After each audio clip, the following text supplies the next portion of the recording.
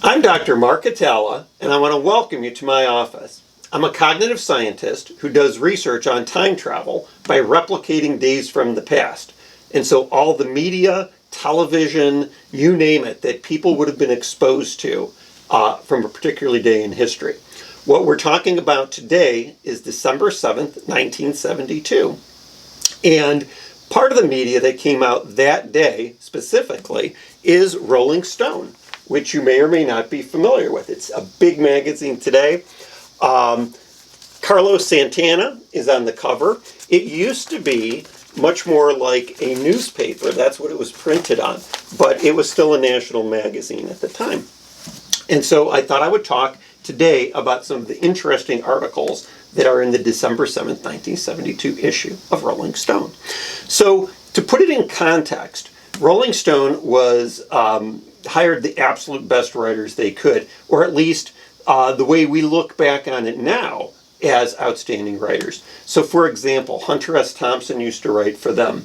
And at the time that this issue came out, Thomas Wolfe was writing a book about the Apollo 17 experience. And that came out as a 4-part article in 1973 called Post-Orbital Remorse. And then he worked that into The Right Stuff, which was a book he published 7 years later. So it has a What's News section in it.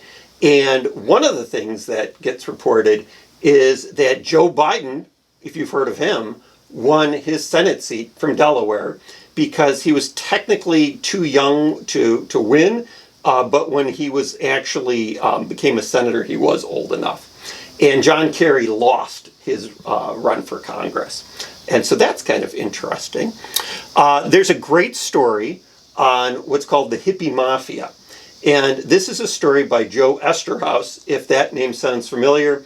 He wrote movies like, his most famous movie is Basic Instinct, but he also wrote Showgirls. And he was a big Hollywood writer in the 80s and 90s.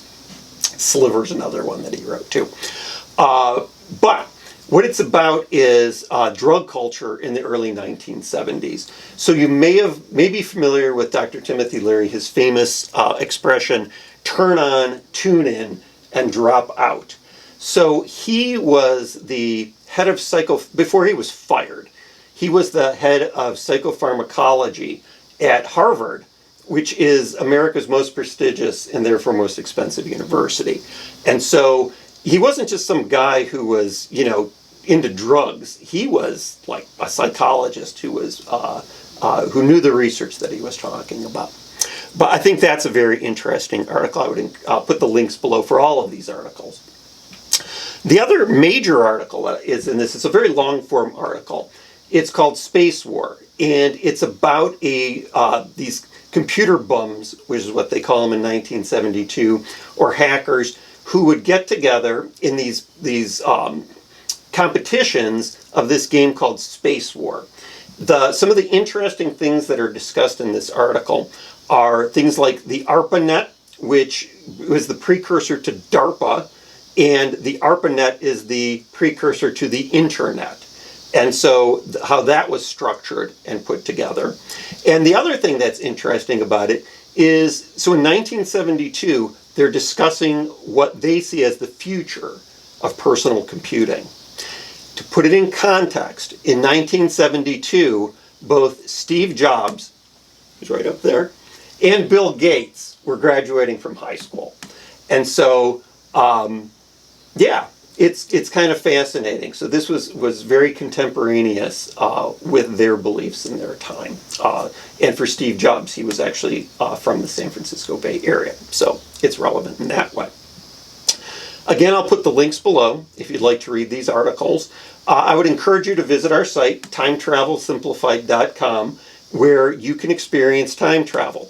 I would also encourage you, you actually need the book, which is the First Apollo Mission, December 7th, 1972.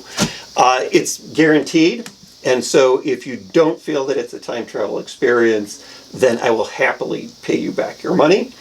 If you would like to support my research further, I have my link to my Patreon account below. Otherwise, please like and subscribe, and have a great day.